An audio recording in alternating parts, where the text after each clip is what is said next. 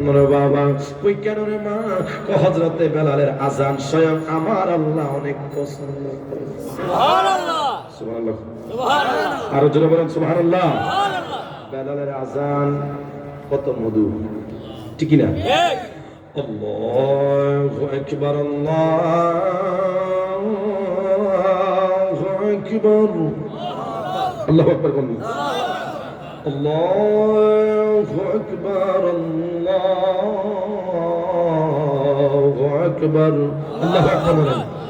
আশহাদু আল্লা ইলাহা ইল্লাল্লাহ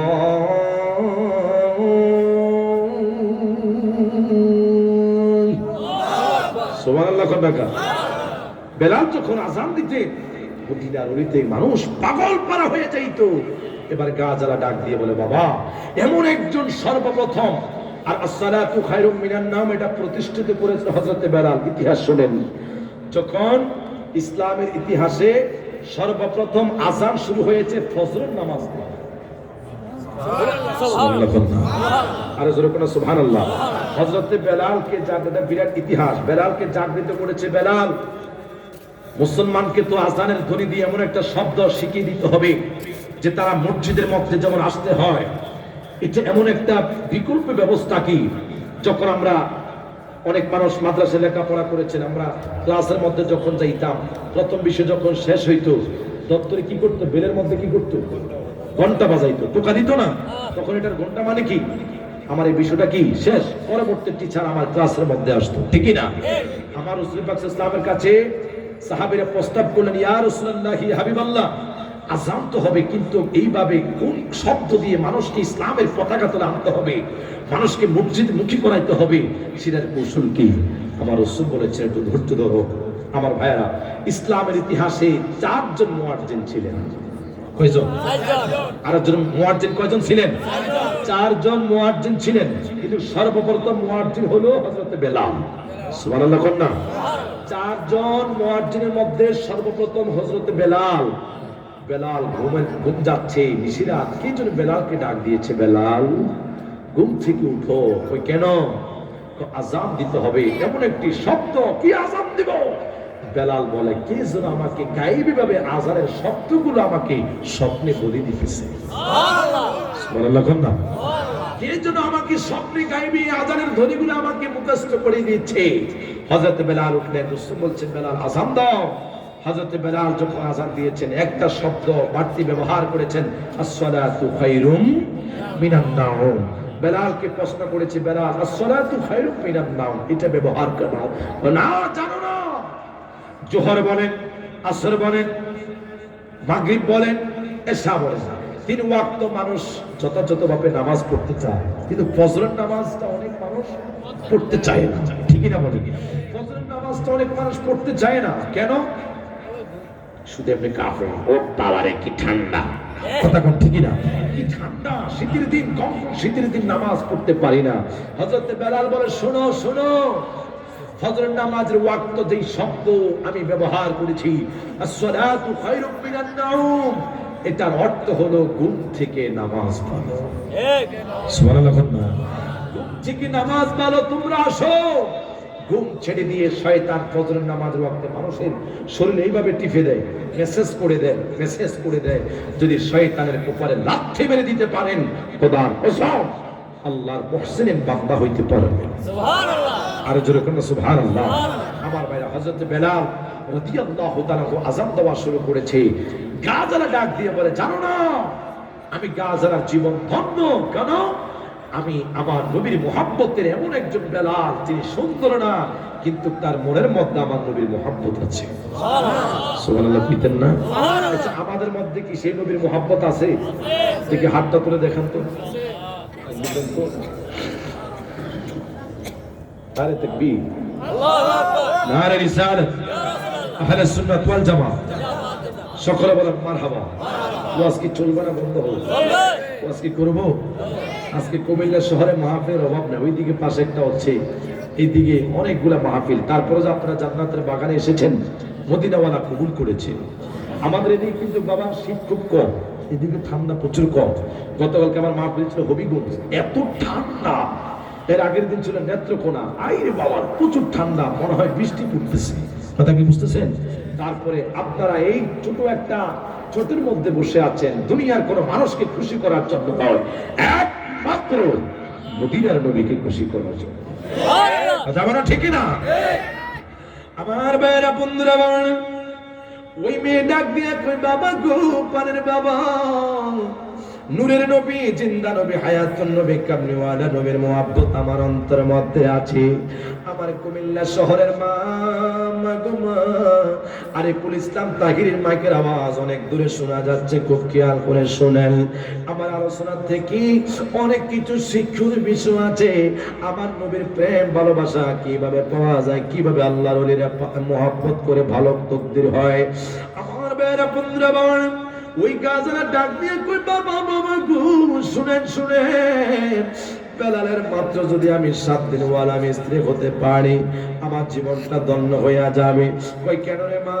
বেলালের যদি আমি 1 মিনিটের স্বামী হইয়া যাই, স্ত্রী হইয়া যাই, আমার জীবনটা ধন্য। আবু বকর সিদ্দিক রাদিয়াল্লাহু তাআলা ডাক দিয়ে বলে, ভাই আব্দুর রহমান, নূরের নবী, জিন্দা নবী, হায়াতুন নবী, কামলিওয়ালা নবীর দরবারে চলো। আমার নবী সিদ্ধান্ত দিবে তোমার গাজালাকে বেলালের সাথে কি বিবাহ দেওয়া যায়নি। আব্দুর রহমান সহ তার সুন্দর মেয়েটা দৌড়াইয়া নবীর দরবারে গেলেন। আমার নবী বসে আছি, আমার নূরের নবী, জিন্দা নবী, কামলিওয়ালা নবীর সামনে দাঁড়াইয়া আবু বকর সিদ্দিক ডাক দিয়ে কই, নবী গো, গোমার নবী, জিন্দা নবী, নূরের নবী, কামলিওয়ালা নবী, এই যে বেলালের জন্য সুন্দর মেয়ে খুঁজে আনলাম, আমার নবী ডাক দিয়ে শুনে নাও। বেলালের 7 দিন থেকে হায় হায় 4 দিন চলে গেল, আর মাত্র 3 দিন হযরতে বেলালের হায়াত আছে। আমার ভাইরা বন্ধুরা, বাবারা, এবার নূরের নবী, জিন্দা নবী, কামলিওয়ালা নবীর সামনে গাজালা দাঁড়াইলেন।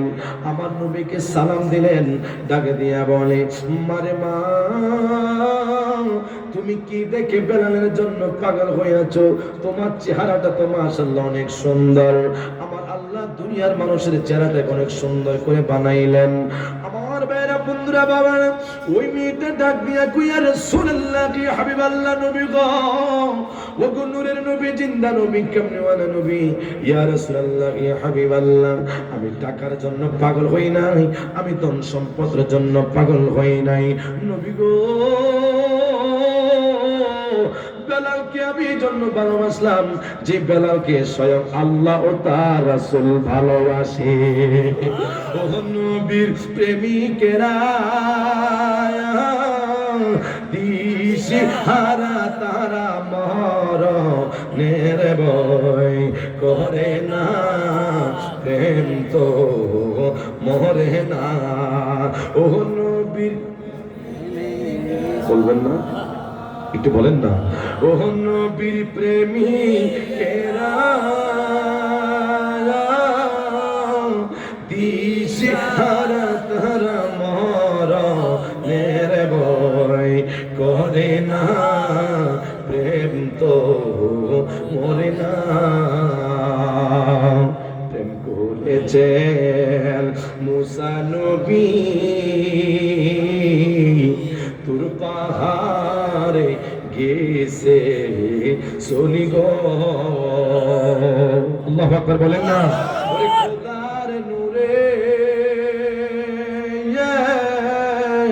পাহাড় জ্বলে, বলেন খোদার নূরে পাহাড় জ্বলে, তবু মুসা জ্বলে না, প্রেম তো মরে না।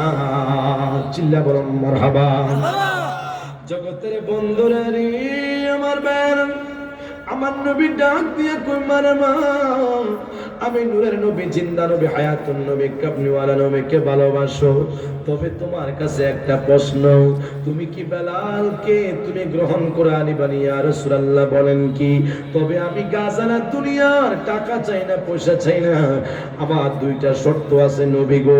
2টা শর্ত যদি আপনি রাসূল কবুল করতে পারেন, আমি বেলালকে স্বামী হিসাবে গ্রহণ করব। সুবহানাল্লাহ।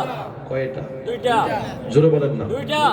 শর্ত কয়টা? 2টা। পিছনে ভাই, আমরা শর্ত কয়টা? 2টা। দুইটা শর্ত যদি ইয়া রাসূলুল্লাহ ইয়া হাবিবাল্লাহ আপনি যদি আমি গাজালার দুইটা শর্ত আপনি পালন করতে পারেন, আমি আল্লাহকে সাক্ষী রেখে কথা দিলাম, আমি বেলালকে স্বামী বানাই আমি স্বামী গ্রহণ করবো ইয়া রাসূলুল্লাহ। আমার নবী ডাক দিয়া কো মা তোমার দুইটা শর্ত কি বলো? আমি নবী এমন নবী, নূরের নবী, জিন্দা নবী, কামলিওয়ালা নবী, আমার আল্লাহ নূরের নবী অনেক রহমত দান করেছেন। আনতা আবাদা আমানুকুম, হায় হায় হায়, আমার নবী কামলিওয়ালা নবী কয় আমার আল্লাহ বলেছেন নবীর সাথে বেয়াদবি করলে সমস্ত কিছু আমল বরবাদ হয়ে যাবে। না না না, আমরা এমন আমল করি, আমরা আমল করে নবীকে মহব্বত করে জীবনটা বাস্তবায়ন করতে চাই। কথা বলেন ঠিক কিনা? আমার নবী ডাক দিয়া কয় মারে ও মা, ইকতারাবাতুস সাআতু আন শাক্কাল কামার, ইকতারাবাতুস সাআতু আন শাক্কাল কামার। আমি নবী এমন নবী, দুনিয়ার মধ্যে হাজার হাজার মুনাফিকেরা আমি নূরের নবী, জিন্দা নবী, কামলিওয়ালা নবীকে অপমান করার জন্য দুনিয়ার কত মানুষ আমাকে শত্রু পোষণ করেছে। মনে রাখবেন কুমিল্লার বাবারা, শত্রু আপনার বন্ধু থেকে বড় মানুষ হবে না। আপনার ক্ষতি যারা করে তারা হলো আপনার ঘরের মানুষ। কথা ঠিক না? বড় মানুষ আপনার ক্ষতি করবে না, আপন মানুষ মানুষকে ক্ষতি করে, ঠিক না? আজকে মুসলমান কত নির্যাতিত, ভাই ভাইকে মারে, হায় হায় জায়গা জমিনের জন্য মানুষ কত হাজারি করে, মানুষ মানুষকে কাটে, মানুষ মানুষকে মারধর করে। কেন বাবারা আমার? মনে রাখবেন শত্রু এটা দুনিয়া থেকে নয়, এই শত্রু হাবিল এবং কাবিল থেকে শুরু হয়েছে, ঠিক না? বলেন না? আমার নবী, জিন্দা নবী, কামলিওয়ালা নবী ডাক দিয়া মারে আমার চাচা আবু জাহেল আমার আপন চাচা ছিল, কিন্তু আমার চাচা ইসলাম গ্রহণ করে নাই। আমি নবী এমন নবী, আকাশের চন্দ্র সূর্যের দিকে আমি নূরের নবী যখন শাহাদাত আঙ্গুল ইশারা করতাম, ওই আমি নবীর শাহাদাত আঙ্গুলের ইশারায় চাঁদে খণ্ড হইয়া যাইত। সুবহানাল্লাহ। কন্যা আর জোর সে মারহাবা। আমি নূরের নবী, জিন্দা নবী, হায়াতুন নবী, কামলিওয়ালা নবী। খারাপ লাগতেছে? আমি নূরের নবী, আমার নবী, কামলিওয়ালা নবী মারে যখন আমি শাহাদাত আঙ্গুল দিয়ে আকাশের দিকে যখন আমি ইশারা করতাম, চাঁদে খণ্ড হইয়া যাইতো। গাজালার সামনে বলতেছে, বেলাল দাঁড়িয়ে আছে, আবু বকর সিদ্দিক দাঁড়িয়ে আছে, হযরত ওমর দাঁড়িয়ে আছে, আমি রাসূল বয়ান দিতেছে, শুনে নাও শুনে নাও, আমি হলাম সত্য নবী, আমি এমন নবী রে। আমার আপন চাচা আবু জাহেল সহ, যেদিন হাবিব বিন মালিক সহ আমাকে অপবাদ দেওয়ার জন্য চেষ্টা করেছে, ইয়ামিনের বাদশা হাবিব বিন মালিককে লইয়া আমি রাসূলকে বেজ্জতি করার জন্য তারা অনেক চেষ্টা চালিয়েছেন। আমার নবী ডাক দিয়া কই মা, মানে মা, দুনিয়ার সমস্ত মানুষ যদি তোমার বিপক্ষে কথা বলে, আমার আল্লাহ এবং তার রাসূল যদি তার সাথে রাখে, আর দুনিয়ার মানুষের সম্মান কখনো কমানো যায় না। কথা বলেন ঠিক কিনা? মান কানা ইউরিদু ইজ্জাতু ফালিল্লাহি ইজ্জাতু লিল্লাহি জামিআ, সম্মান আসে আল্লাহর পক্ষ থেকে। কথা বলেন ঠিক কিনা? এবার গাজালা ডাক দিয়ে হুজুর দুইটা শর্ত যদি আমার পালন করতে পারেন, পূরণ করতে পারেন, কথা দিলাম আমি বেলালকে স্বামী হিসেবে গ্রহণ করব। নবী ডাক দিয়ে এক নম্বরে প্রথম নাম্বার কি বলো?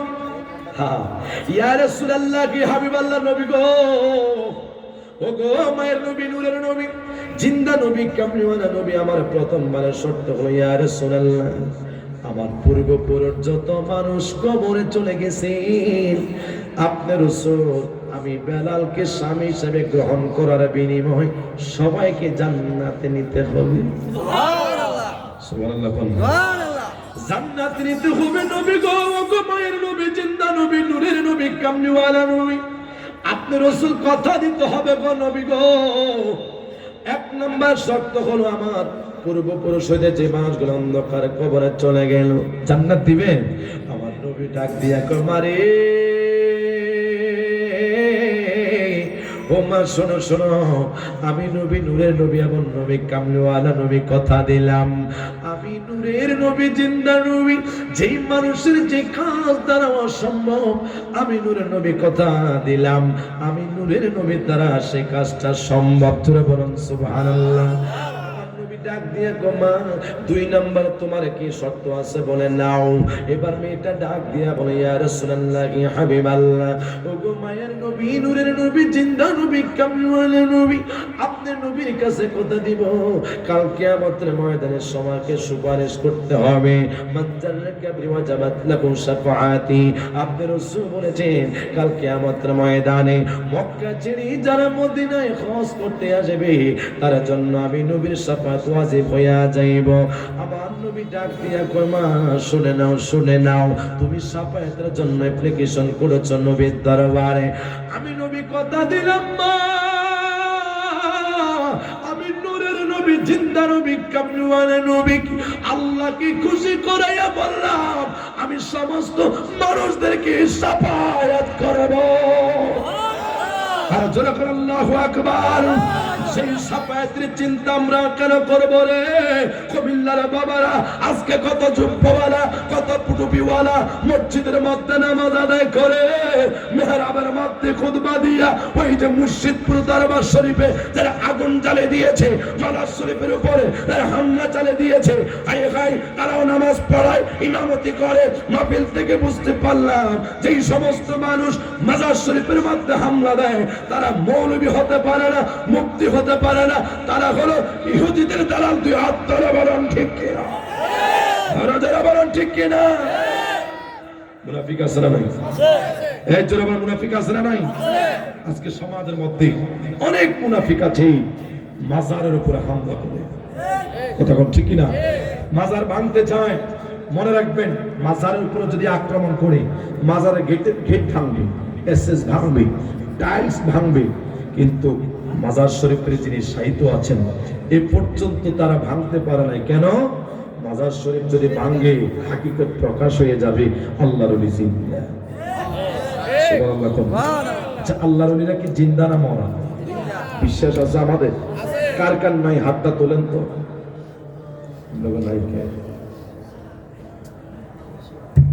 বিশ্বাস আছে? আছে। আছে? কার কার আছে দেখি হাতটা তো আল্লাহকে দেন। নারে তাকবীর, আল্লাহু আকবার, নারে রিসালাত, ইয়া রাসূলুল্লাহ, আহলে সুন্নাত ওয়াল জামাত জিন্দাবাদ। সকলে বলেন মারহাবা। আর জোরে বলেন মারহাবা। ও মাওলা, তোমার খেলা চমৎকার, নাফাকে মানুষ বানায়া মিলাইছো বাজার রে, কি খেলা খেলছো মাওলা রে। তুমি কাউরে দিলা 10টি সন্তান, জায়গা সম্পদ নাই, কাউরে দিলা কোটি টাকা, একটি সন্তান নাই। ঠিক কিনা বলেন না? ওরে টাকা পয়সা ধন সম্পত্তি দিলা বেশি করে, মরার পরে কান্দে করে কবরে নামাইবে তার রে, কি খেলা খেলছো মাওলা রে। সকলে বলেন মারহাবা। আর একটু জোরে মারহাবা। গভীর মনোযোগ, ওয়াজ কি আসতেছে, গভীর মনোযোগ আমার সুন্নি মুসলমান ইমানদার ভাই। এখন নবী এবারে কথা বলছি, তুমি যে আমাকে 2টা শর্ত দিলা, আমি তোমাকে একটা শর্ত দিব। সুবহানাল্লাহ বলেন না? আমার নবী ডাক দিয়ে কই, ও মা, আমি নবী কথা দিলাম তোমার 2টা মনের আশা আমি রাসূল পাক সাল্লাল্লাহু তাআলা আলাইহি ওয়াসাল্লাম পূরণ করব। আমার একটা শর্ত আছে, বলো তুমি 7 দিনের পরে বেলাল মারা যাওয়ার পরে কি তুমি কোন স্বামী গ্রহণ করবা না? কোন স্বামী গ্রহণ করতে পারবা না। গাজানা ডাক দিয়া কই, ইয়া রাসূলুল্লাহ, কি হাবিবাল্লাহ, নবী গো, আমি রাসূলকে সাক্ষী রেখে বললাম আমি কোন স্বামী গ্রহণ করব না। বিবাহ হইল, স্বামী স্ত্রীর মধ্যে ভালোবাসা শুরু হইল। হাই হাই, আর মাত্র বেলালের 5 মিনিট হায়াত আছে। 7 দিন থেকে 6 দিনের শেষ পর্যায়ে চলে আসলো, বেলাল ইন্তেকাল করবে। বেলাল তার স্ত্রীকে ডাক দিয়ে বলে, পানি স্ত্রী শুনে নাও, আমি বেলাল ইন্তেকাল করব। ইন্তেকালের পূর্বে স্বামী স্ত্রীর কত ভালোবাসা, মহব্বত, প্রেম ভালোবাসা হয়। ঘরের মধ্যে কিছু খাবার আসেনি, তো একটু রুটি বানাও। 7টা রুটি বানাইলেন, চারটা স্বামী স্ত্রী খাইলেন। দুইটা খাওয়ার পরে তিনটা রুটি তারা মোহাব্বত করে ভালোবাসা রেখে পেয়ালার মধ্যে রেখে দিলেন। বেলাল ডাক দিয়ে কয়, স্ত্রী শুনে না, আমি বেলাল যদি মারা যাই, ঘরের মধ্যে যদি কোনো মুসাফির আসে রে, এই তিনটা রুটি তাদেরকে হাদিয়া দিয়ে দিবা। স্ত্রী ডাক দিয়া খুব বলেন, স্বামী কথা দিলাম। বেলাল লম্বা হইয়া শুইয়া মৃত্যুর জন্য প্রস্তুতি গ্রহণ করলেন। বেলাল লম্বা হয়ে শুয়ে আছে, বেলালের পাশে গাজারা বসে আছেন, স্বামীর সাথে মহব্বত আলোচনা করতেছেন।